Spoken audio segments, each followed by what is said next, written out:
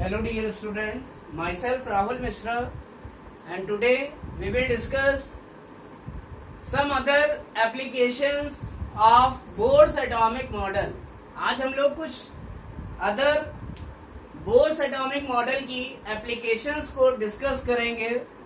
So listen, as we have earlier discuss in the previous video lecture, जैसा कि हम पहले के वीडियो लेक्चर में कुछ एप्लीकेशंस को डिस्कस कर चुके हैं, तो आज हम कुछ अदर एप्लीकेशंस को डिस्कस करेंगे. किसकी? बोर एटॉमिक मॉडल की. So listen, so third application of Bohr's atomic model is in the calculation of energy of electron in nth orbit. It means अगर कोई इलेक्ट्रॉन nth ऑर्बिट में चक्कर लगा रहा है, then what is its energy? It means अगर कोई electron nth orbit में चक्कर लगा रहा है तो उसकी एनर्जी क्या होगी? इसको हम बोर एटॉमिक मॉडल के अकॉर्डिंग एक फार्मूले से कैलकुलेट कर सकते हैं. For example, if any electron revolve in second energy level, it means n is equal to 2. It means अगर कोई इलेक्ट्रॉन दूसरे एनर्जी लेवल में या दूसरी ऑर्बिट में चक्कर लगाता है, इट मीन्स वहां n की वैल्यू क्या होगी? 2 होगी. इट मीन्स हमें इस इलेक्ट्रॉन की एनर्जी निकालनी है जो सेकेंड ऑर्बिट में चक्कर लगा रहा है. It means you have to find the value of E2. इसका मतलब उस इलेक्ट्रॉन की एनर्जी निकालनी है जो कि कहाँ चक्कर लगा रहा है? सेकेंड ऑर्बिट में. इट मीन्स यहाँ En की जगह हमको किसकी वैल्यू निकालनी है?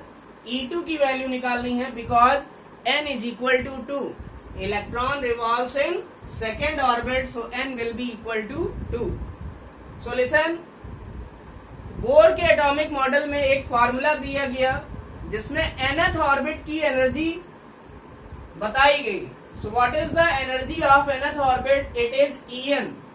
आप n की वैल्यू चेंज करते जाएंगे, आपको फर्स्ट ऑर्बिट में प्रेजेंट इलेक्ट्रॉन की एनर्जी पता चल जाएगी, E1 की वैल्यू पता चल जाएगी. सेकेंड ऑर्बिट में जो इलेक्ट्रॉन रिवॉल्व कर रहा है उसकी एनर्जी पता चल जाएगी. n की वैल्यू आप बढ़ाते जाएंगे, आपको ऑर्बिट में प्रेजेंट इलेक्ट्रॉन की एनर्जी मिलती जाएगी. So listen, so the energy of electron present in nth orbit, तो ऐसे इलेक्ट्रॉन की एनर्जी जो nth ऑर्बिट में रिवॉल्व करता है, then its energy will be equal to minus 2 pi square m z square e square e to the power 4 z square e to the power 4 upon n square h square. So listen, this is the energy of electron in nth orbit.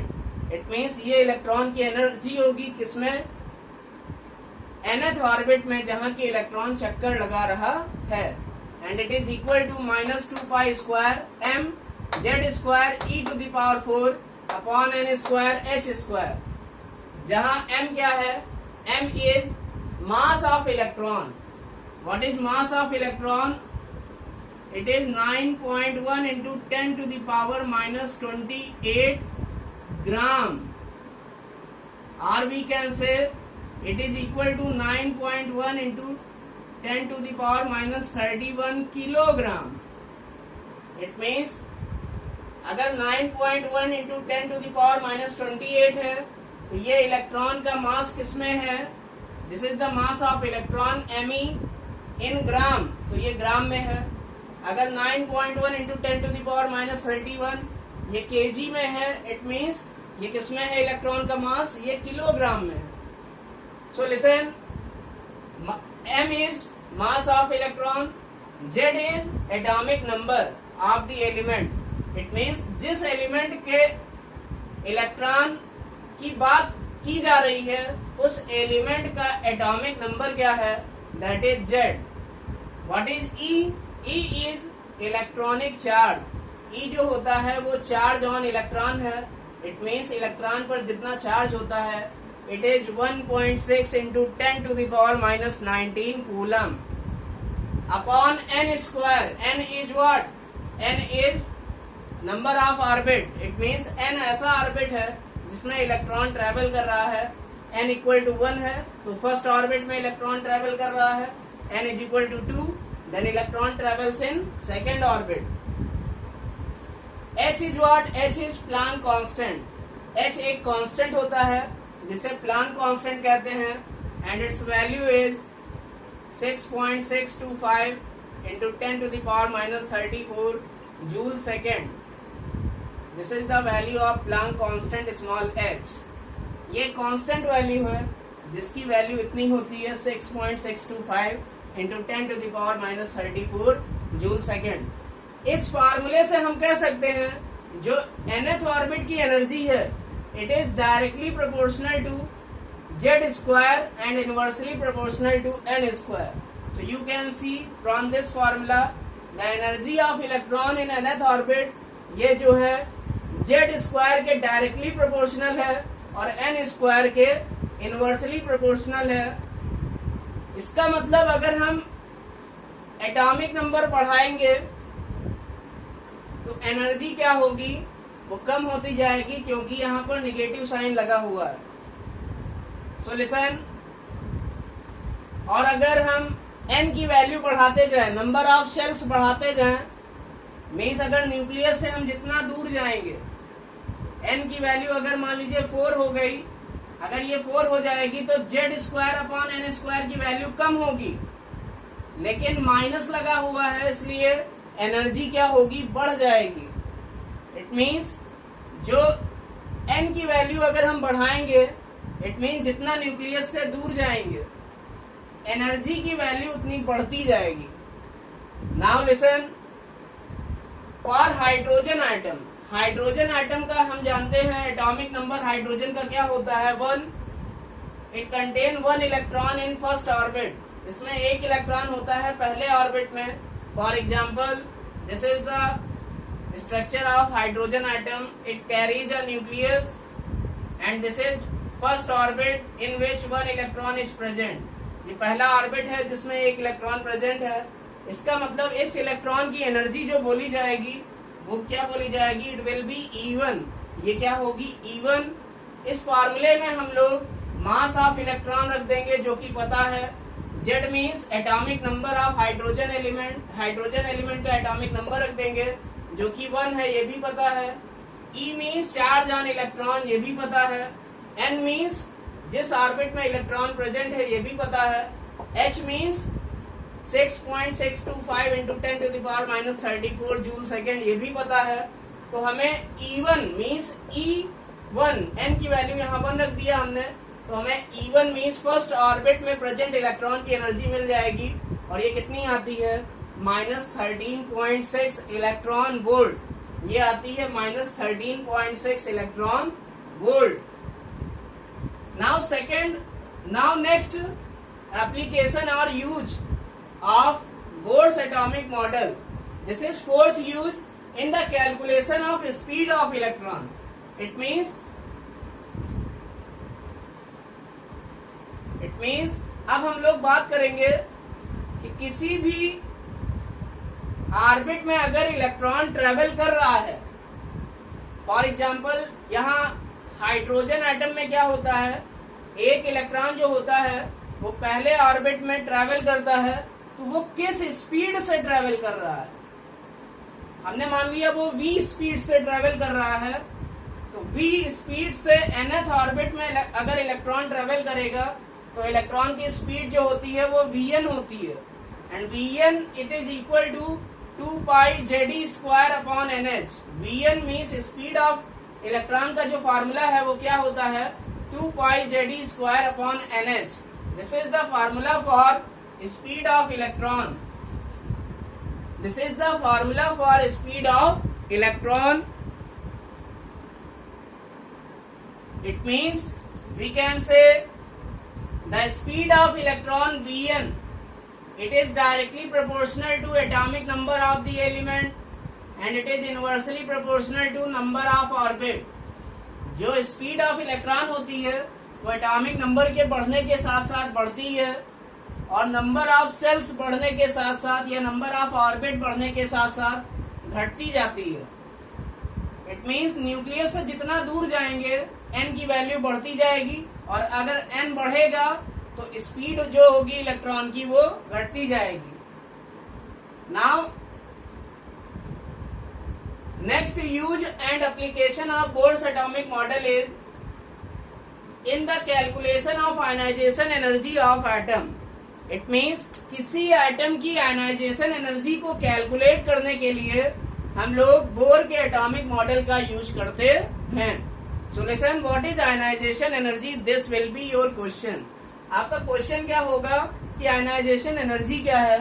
Solution, we all know that when any metal loses their electron then it will form positive ion. It means जब कोई metal या कोई भी element अगर अपना electron निकालता है तो वो क्या हो जाता है? वो आयनाइज हो जाता है या अपने आयन में चेंज हो जाता है। इट मीन्स अगर किसी भी एलिमेंट से इलेक्ट्रॉन निकाल ले तो वो आयनाइज हो जाता है, वो अपने आयन में चेंज हो जाता है। इट मीन्स पहले वो M था एटम के फॉर्म में, अब वो किस फॉर्म में चेंज हो जाएगा? आयन के फॉर्म में। So what is ionization energy? Ionization energy क्या है? किसी मेटल आइटम से इलेक्ट्रॉन को लूज करने पर आयन बनता है, और इस आयन के बनने में जितनी एनर्जी दी जाती है, इट मीन्स हमें मेटल को एनर्जी देनी पड़ेगी बाहर से अपना इलेक्ट्रॉन निकालने के लिए, और जितनी एनर्जी देनी पड़ेगी इस मेटल को आयनाइज करने के लिए वही बोली जाती है ionization energy. It means what is ionization energy? It is the amount of energy required to remove an electron from the outermost shell of any isolated gaseous atom। It means किसी भी gaseous atom में से electron को बाहर निकालने के लिए, एक इलेक्ट्रॉन को बाहर निकालने के लिए जितनी एनर्जी देनी पड़ेगी उसे उस मेटल आइटम की क्या बोलेंगे, या उसे उस आइटम की क्या बोलेंगे? Ionization energy. It means simply किसी भी एलिमेंट के आइटम को आयनाइज करने के लिए या उसमें से इलेक्ट्रॉन को निकालने के लिए जितनी एनर्जी दी जाती है उसे ही उस आइटम की आयनाइजेशन एनर्जी कहते हैं, और इसकी वैल्यू क्या होती है? It is equal to minus energy of nth orbit.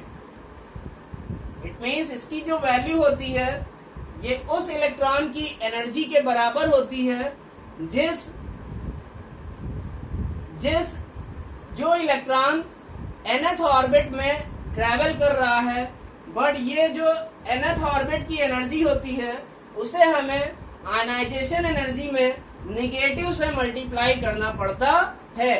It means अगर हाइड्रोजन एटम में जो प्रेजेंट इलेक्ट्रॉन है वो फर्स्ट ऑर्बिट में होता है, और फर्स्ट ऑर्बिट में जो इलेक्ट्रॉन होता है जो चक्कर लगाता है उसकी एनर्जी होती है माइनस 13.6 इलेक्ट्रॉन वोल्ट। ये क्या है? इस इलेक्ट्रॉन की एनर्जी है जो कि फर्स्ट ऑर्बिट में चक्कर लगा रहा है हाइड्रोजन एटम में। तो इस इलेक्ट्रॉन को बाहर निकालने के लिए हमें जो एनर्जी देनी पड़ेगी उसे कहते हैं आयनाइजेशन एनर्जी। तो यहाँ आयनाइजेशन एनर्जी इस हाइड्रोजन एटम के इलेक्ट्रॉन को बाहर निकालने के लिए कितनी देनी पड़ेगी? It is minus E1। It means it is minus 13.6। इसका मतलब हमें 13.6 इलेक्ट्रॉन वोल्ट, जो कि एक पॉजिटिव वैल्यू है, क्योंकि माइनस माइनस E1 करेंगे जब, तो ये माइनस और माइनस 13.6 ये मिलके प्लस बन जाएगा। इसका मतलब एनर्जी यहाँ पर क्या होगी? दी जाएगी, इसीलिए एनर्जी की वैल्यू क्या आ रही है, पॉजिटिव आ रही है। इसलिए जो IE1 की वैल्यू है वो कितनी आ जाएगी, 13.6 electron volt. It means hydrogen atom के पहले इलेक्ट्रॉन को निकालने के लिए हमें कितनी एनर्जी देनी पड़ेगी, 13.6 इलेक्ट्रॉन वोल्ट, जो कि एक पॉजिटिव वैल्यू है। और ये क्या रिप्रेजेंट करती है, it represent energy is absorb. It means energy क्या हुई, एब्जॉर्ब हुई, जिससे कि इलेक्ट्रॉन क्या हो गया, बाहर निकल गया, कहां से, हाइड्रोजन आइटम से। और दूसरी चीज, जो इलेक्ट्रॉन ऑर्बिट में प्रेजेंट है उसको बाहर निकालने के लिए हम कह सकते हैं 13.6 इलेक्ट्रॉन वोल्ट की एनर्जी हमको क्या करनी पड़ेगी, देनी पड़ेगी, तभी ये इलेक्ट्रॉन क्या होगा, बाहर निकलेगा इस ऑर्बिट से। और जो हमारा हाइड्रोजन आइटम है वो क्या हो जाएगा, आयनाइज हो जाएगा। क्या हो जाएगा, आयनाइज हो जाएगा। So in this process energy which is given to the atom is called as ionisation energy. तो हाइड्रोजन आइटम से एक इलेक्ट्रॉन को निकालने के लिए जितनी एनर्जी दी जाएगी वो फर्स्ट आयनाइजेशन एनर्जी बोली जाएगी। उसे IE की जगह IE1 से रिप्रेजेंट कर दिया जाएगा। This is the first ionization energy of hydrogen atom. जो IE1 की वैल्यू होती है हाइड्रोजन आइटम में वो कितनी आती है, 13.6 प्लस में, क्योंकि जो IE1 है वो जो IE होता है वो माइनस EN के बराबर होता है। और EN की जगह माइनस E1 रख देंगे। यहाँ पर माइनस E1 जब रखेंगे तो जो माइनस 13.6 था वो आगे वाले माइनस से पॉजिटिव बन जाएगा। इसका मतलब फर्स्ट आयनाइजेशन एनर्जी क्या होती है हाइड्रोजन आइटम में, ये होती है प्लस 13.6 इलेक्ट्रॉन वोल्ट।